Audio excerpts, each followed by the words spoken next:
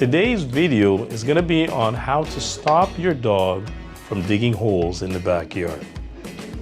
Dogs dig holes for a variety of different reasons. It can be anything from isolation, separation anxiety, boredom, lack of exercise, and also the smell of vermin or rodent in the backyard can stimulate that undesirable behavior. However, we're going to try and deter that behavior. And one of the more subtle techniques that we can use is just providing your dog with a multitude of chewable items and toys. I also will engage my dog's play drive. So I'll bring out his favorite tug toy, ball, and we're going to get into a game of tug of war or chase the ball. Also, what I like to do is some obedience training. So we're going to work on our sit stays, our down stays, our come command, and a little bit of heel work in the backyard. This helps to change the meaning of the backyard. Now the dog's mindset is somewhere else, and this will really help to deter the digging behavior. Now, when I'm finished my play session or my obedience session, and I decide to leave the dog and go back in the house, I have to be mindful as to the amount of time I leave the dog outside by himself. So I try not to leave the dog out of doors too long, because the longer he's out there, the more opportunity he has to engage in that behavior once again. During the summer months, where it's warmer, I like to provide enough shaded area for my dog, simply because when dogs are hot, they tend to dig holes and lie in them. It helps to really cool them down. So be very mindful of that when the weather becomes warmer and your dog spends more time outside. Chances are that if he doesn't have enough shaded area, he's going to try and find a way to cool himself down. Now, to, let's say, target the behavior directly in the way of the use of corrections, what we usually suggest is the use of a lunge line, 15 to 30 feet. The longer, the better.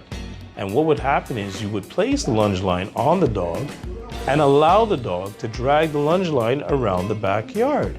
Now, you do not hold the line. Actually, you need to stay near the very end of the line, but leave it free on the ground, simply because we want that dog to have that sense of freedom. Now, when the dog decides to engage in the undesirable behavior, you're going to grab the line quickly, yell out "no" as you give a sharp tug on the line, and you're going to work your way up the line as quick as possible. Get right up to the dog and then freeze. I like to repeat it one more time, "no," and stare my dog down for a minimum of 10 to 20 seconds. The longer you stare, the more impact it has on the dog.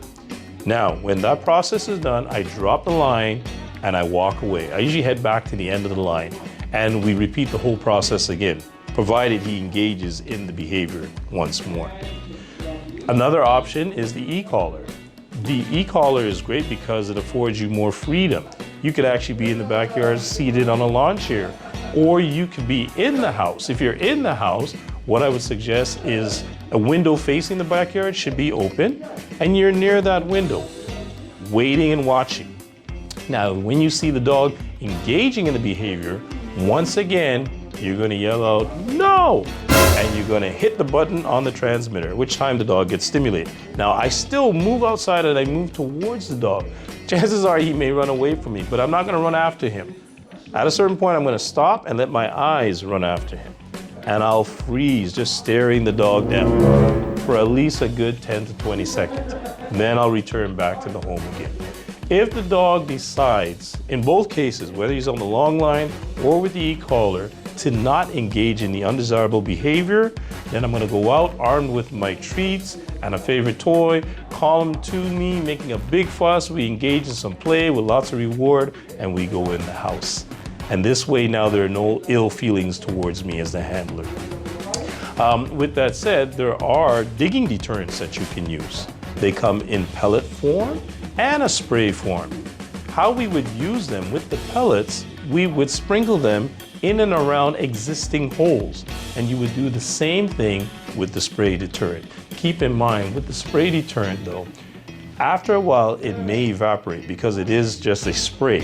So this is something that you would have to reapply every day in order to get that consistency in the way of the behavior. Now, there are some breeds that are more prone to hole digging. One that comes to mind, Terriers. Terriers are bred to go to earth, meaning that they would go into burrows and hunt small game or vermin. So they have that tendency to dig up a lot of ground.